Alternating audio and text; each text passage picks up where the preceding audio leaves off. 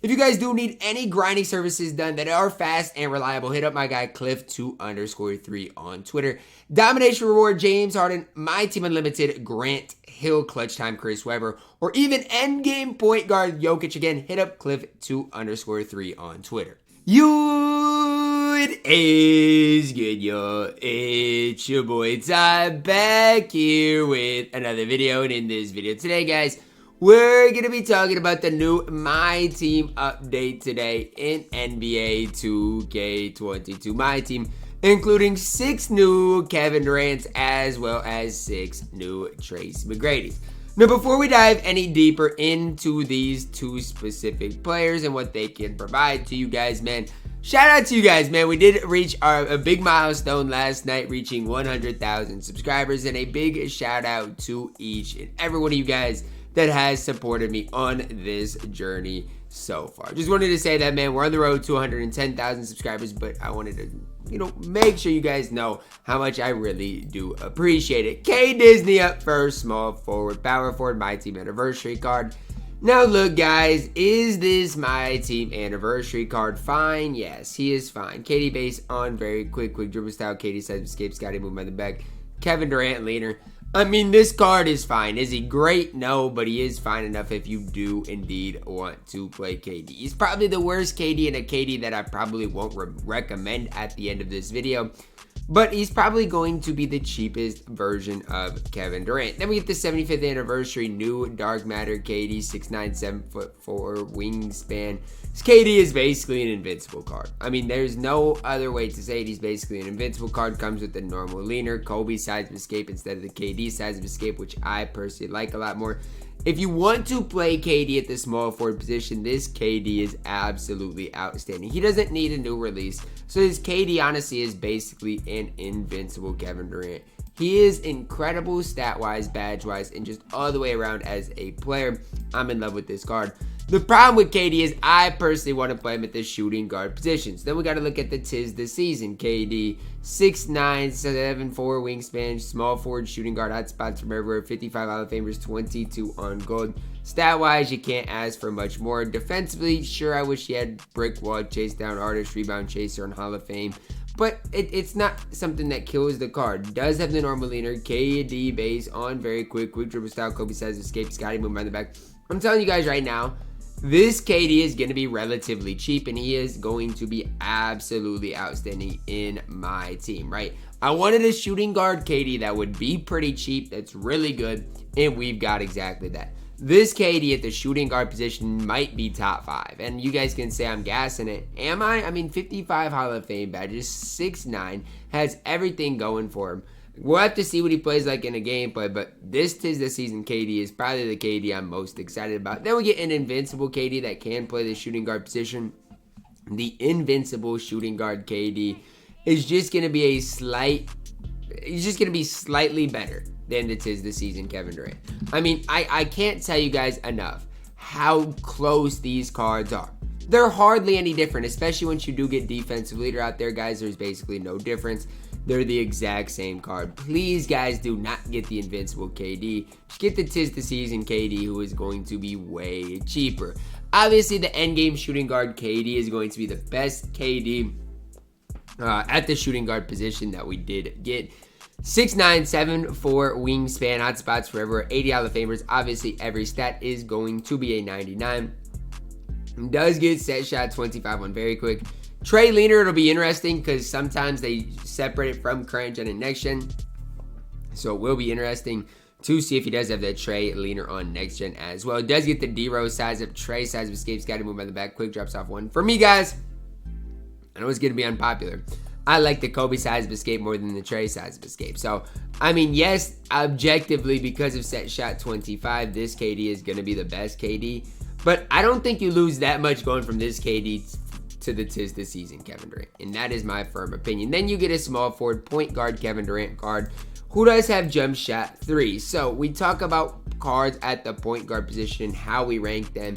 Look, guys, a lot of them are going to be the same. And that's going to be that simple. I mean, a lot of them are going to be the same. He is the exact same card outside of, instead of the Trey size of escape, he's got the Curry size of escape. And he's got jump shot 3 on very quick instead of set shot 25. Now, Is Kevin Durant that next level good in my team? Yes. He's basically in between a LaMelo Ball and a Giannis. I feel like KD's movement is going to be better than Giannis's movement.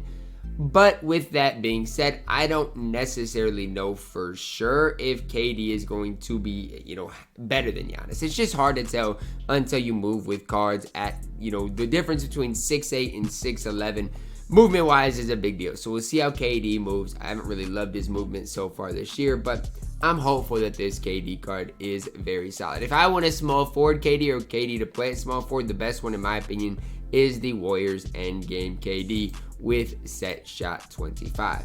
Next, Tracy McGrady, my team anniversary card. This one is okay. Is this one I recommend? No, because obviously this Tracy is going to be the cheapest, and I get that. But this Tracy is, I can't say. He's got 2 Hall of Fame badges. Hall of Fame defensive badges. I don't think he's a top shooting guard in the game. I don't think he's even top 10. If you really want to run T-Mac for a decent price, he's an option. But I think there are better options for Tracy McGrady. For example, Supernova T-Mac, again, eventually his price is going to go down. I don't know if it's going to go down right away, but eventually it will go down. 6'8", 7'2" wingspan, hot spots from everywhere, 98 3 ball, 98 driving dunk. This card is perfect. This is what I'm talking about. This card is going to be a buy now for sure, and he's basically a shooting guard, invincible Tracy McGrady. This is the type of shooting guard I want to pair with a guy like J.R. Smith at my point guard position. I think that is going to be an absolutely elite pairing in my team. Both guys can get you a bucket offensively, going to be able to compete defensively at a very high level. I'm a big fan of what Supernova T-Mac can do, especially knowing what the price he's probably going to be. Then we get Gamma T-Mac, and this is one, if you do want to play T-Mac at small forward, that you're probably looking at Gamma T-Mac because he's basically the Supernova T-Mac. Outside of the fact that he's a guy you're going to play at small forward instead. His price is probably going to be way cheaper than that Supernova T-Mac. For me, though, I do not like T-Mac at the 3. I feel like there's so many small forward options. For example, this small forward I'm going to bring up right now for us is this small forward in Giannis. I can't sit up here with a straight face and tell you that Tracy McGrady is going to be better than the 75th anniversary Giannis. And so for me, I can't really recommend the Gamma Tracy McGrady.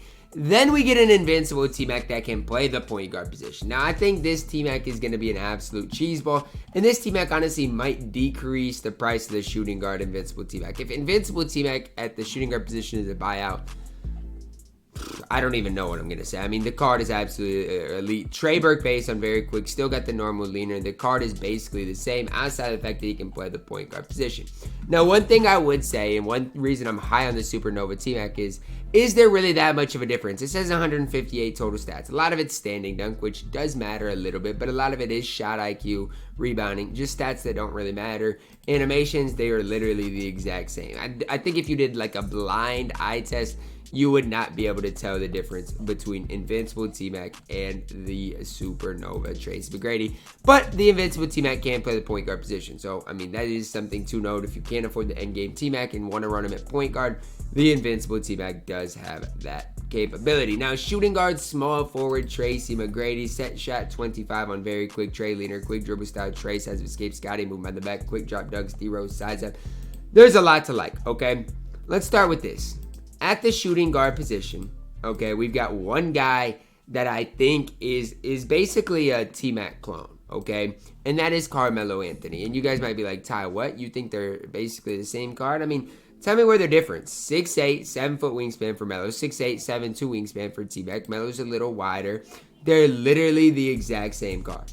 And so, I mean, who do I think is better? Probably T-Mac because of his player build, but there's really not much of a difference between endgame T-Mac at the shooting guard small forward position and endgame Carmelo Anthony. So I don't even know if I'm going to do a gameplay of him. I might just say if you want the gameplay, just go watch the Carmelo Anthony gameplay, to be honest with you. This Tracy McGrady at the point guard position, he's going to be a little different, but again, 6'8", 7'2" wingspan. And I know he's not the exact same card, and you guys might not like this comparison, but look, similar to LaMelo Ball, both 6'8", obviously T-Mac's going to have that longer wingspan.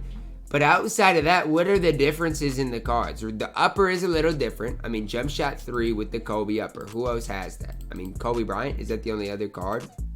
I mean, who else has jump shot 3 with the Kobe upper? I don't know if JR has it. I'm guessing Kobe has it.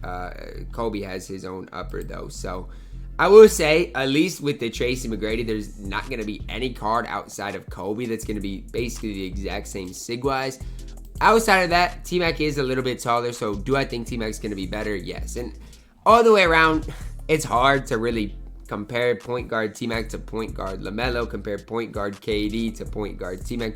These are comparisons that I'm going to have to do today, and I'm not really excited to do it. What I would say is this. If you don't get the endgame cards, which is the majority of us out here, we won't be able to get the endgame cards. The cards I'm looking at for their value are shooting guard Supernova Tracy McGrady and 'Tis the Season Kevin Durant. I think those two cards for their specific values are going to be what you're looking at and what you're going to want in my team. Outside of that, guys, shooting guard KD probably where I'm leaning. I think shooting guard KD is going to be better than shooting guard T-Mac. Probably lean point guard T-Mac is going to be better than point guard KD. If you're wondering why, small players at the point guard position just move a little bit better. It's that simple. Plus, I do like the Kobe upper more than the Kemba upper in my opinion. That's going to wrap it up for my video today, guys. Hopefully you guys did enjoy it. Let me know your thoughts down below in the comments. Let me know which of these cards you guys want to see gameplays of as well, because it is getting a little bit difficult with these end game cards. Drop a like on the video, subscribe if you are new. As always, man, I love you guys. Have a blessed day.